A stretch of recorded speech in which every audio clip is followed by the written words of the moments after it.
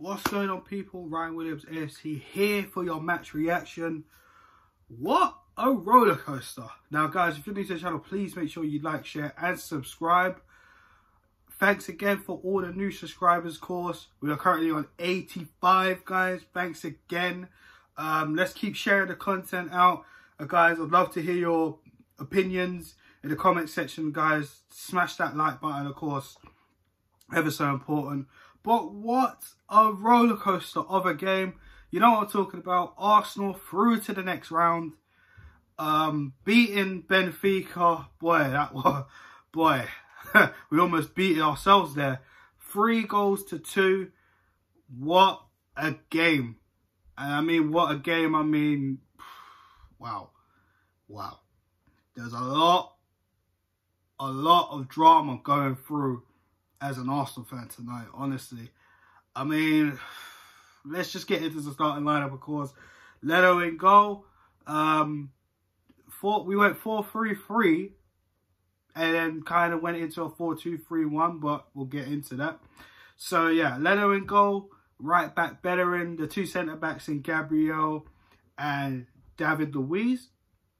Also to that on the left, we had Kieran Tierney. In the midfield, we had Granit Xhaka, Dani Ceballos, and Martin Odegaard. And up top, we had Emile Smith-Rowe, Bukayo Saka, and Pierre-Emerick Aubameyang. Well, the way Benfica started was exactly the way they started in the first leg, how I thought they would. You know, they'll sit back, soak up the pressure, and basically hit us at the counter, which they did. And, boy, I mean, yeah, let's just get into it. So let's talk about the goals, because, of course, up to that, it was pretty stale. It was a bit 50-50. We kind of slowly came into the game. I felt Benfica kind of was controlling it a wee bit, but I thought we slowly grew into it. Pierre-Emerick Aubameyang shows up with a fantastic lob, just chipping the keeper in, and I think all of us were happy as hell, because Aubameyang, his performance against Manchester City was absolutely disgusting. You guys know my thoughts and opinions on that if you want to check the previous video. But he stepped up today, getting that goal, and we really needed it. And then, just like the Wolves game, no, of course, no one got sent off.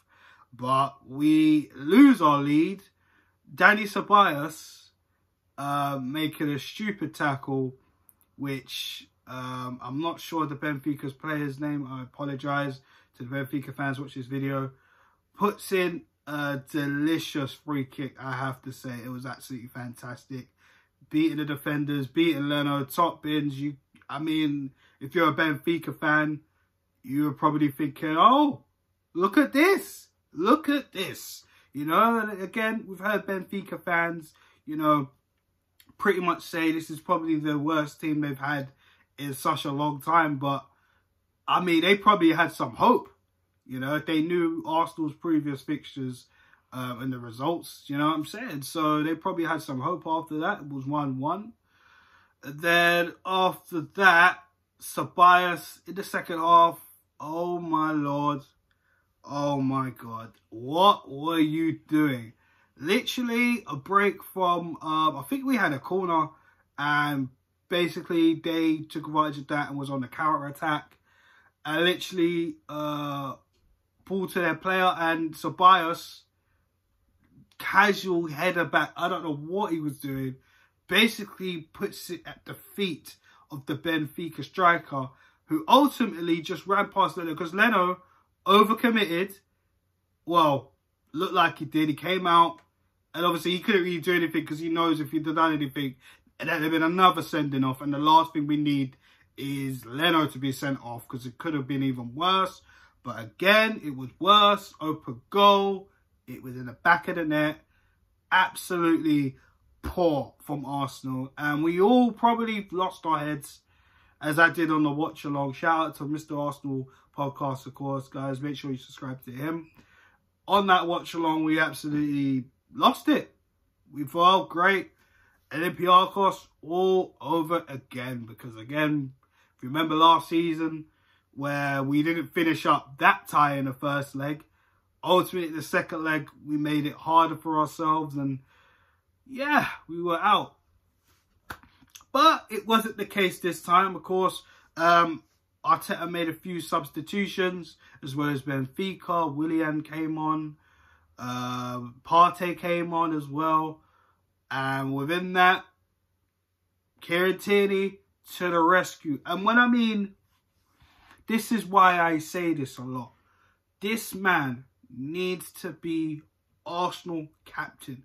Now, we know his injury record isn't exactly the greatest. However, if there's one thing I know about KT, is that he shows fight, hunger, determination, and desire. One of the things I've been saying in my previous video, and let's be honest, he was awful in that City game, and you know, one of his worst performances for Arsenal. And of course, of the way, you know, Mahrez put that cross in for Sterling's goal was ultimately his fault, you know. And let's be honest, Man City had him on the ropes for that game. But this game, he was doing okay, and then he goes and does this, which put us back into the tie, and we still needed to get another goal because, you know, it's 3-3 on aggregate. You know, there, I think we probably would have, I think we could have went to extra time. I'm not sure on the rules, but you know, it was tough. It was tough. It was 2-2, 3-3 in aggregate. I mean, we needed a goal. You know what I'm saying? And yo, Aubameyang. Now again, we've been getting at this guy, and deservedly so, but he stepped up today. And I remember seeing an article earlier on this afternoon, him talking about, you know, how when he was at Dortmund, and you know, when I think they were in the Europa League, and they played Benfica, and in the first leg he missed a penalty, and you know, he had a poor game after that, the rest of the game, and in the second game he stepped up, and that's exactly what he did today. Delicious cross from Bukayo Saka. Bukayo Saka was absolutely again another game for Saka where I felt he really showed fight. He never let his head down. And just at the dying minutes, we needed a goal. Saka comes up with the good, was a fantastic cross to put Pierre-Emerick Aubameyang in and literally gets us the winner. And, you know, I did forget there was a goal he did score earlier that was disallowed due to him being offside. For me, oh, it was so tight. And to be honest, Aubameyang, for both ties, has been getting a lot of offsides in it, which was a lot of frustration for a lot of us fans, you know, him getting offside. However, you know, they did check this goal, and ultimately we got it.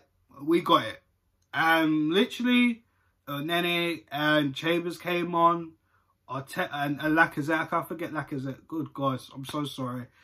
It came on with Willian, in fact. And literally, we just shut the game down.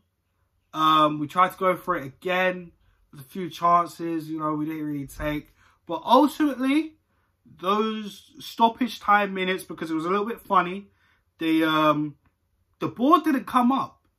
And even on the scoreboard on TV, where, you know, it usually has the column where it says extra time and how much minutes, it just started counting down. The clock just started counting down. There was no minutes. Then it went 0. We're thinking, okay, they wrapped the game up.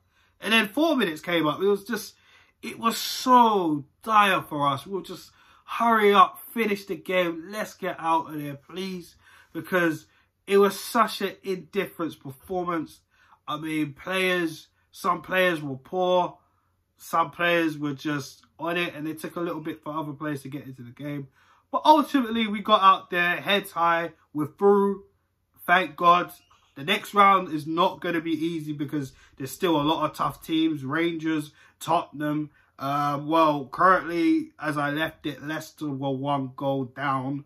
So I'm not 100% sure on that situation, who we are playing this weekend. So guys, stay tuned for the preview. That will be out tomorrow. Man United, I think they're probably going to be through. I mean, they got 4 away goals. Come on. You know, last time I left that match was 0-0. Anyways, as of recording right now, guys, I don't know the Leicester score or the Manchester United score. I'm just saying as it stands in time of this recording.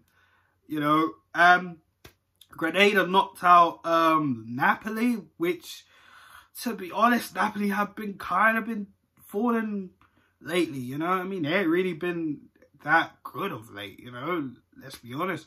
But there's still good amount of teams in there. It's going to be tough for us because, let's face it, our squad's pretty much thin. We got rid of some of the deadwood in January, you know, so we're going to have to take this game by game, like I always say with Arsenal Football Club. Now, the next game is Leicester this Sunday. Like I said, the preview's out tomorrow, but we're going to have to try and really, really get at Leicester, and it's going to be very difficult. I'm going to let you know obviously my thoughts on that game tomorrow in that video, guys. Stay tuned for that. But ultimately, we are through to the next round. I'm gonna do a new little segment here where I basically say man of the match and who was worse of the match. You know what I'm saying? Because no one really does that. So there's something new I'm gonna bring to the channel. So for today on this game, man of the match, I'm gonna give it to Kieran Tierney. Yes, Aubameyang did get the goals and he did get the decisive winner. However, I felt Kieran Tierney's goal really, really inspired the team. It kicked us on. It's showing us, listen, we're not down and out. It's not going to be a repeat of last season against Olympiacos. We need to end this tie right now. And the worst player of the pitch, has to be Ceballos. I mean, absolutely poor. I mean, he started the game off pretty decent. Then he just, again, inconsistent, spinning around too many times. And, you know, these false runs, he wasn't good enough. And then ultimately, you know, costing us 2 away goals, you know, in terms of the free kick. And, of course, that calamitous header, which I don't know what he was doing in that situation. You know. So, yeah. Guys, if you agree with me or not, let me know your thoughts in the comment section. Who was your man in the match and who was your worst player of the match? Like I said, new segment here we're going to bring on Ryan Williams AFC. So yeah, guys, smash that like button, share the content, of course, and leave your comments below. Thanks again for checking out this channel. Again, guys, we are currently on 85, road to 100 subs by the end of March. I'd love you all to share the content out and let me know your thoughts below. Okay, and guys, if you want to get in contact with me personally, of course, my Twitter and my Instagram are in the description, so hit me up if you like. But I'm going to end it off here with, you know, we are through to the next round, and let's keep going. Good night, guys.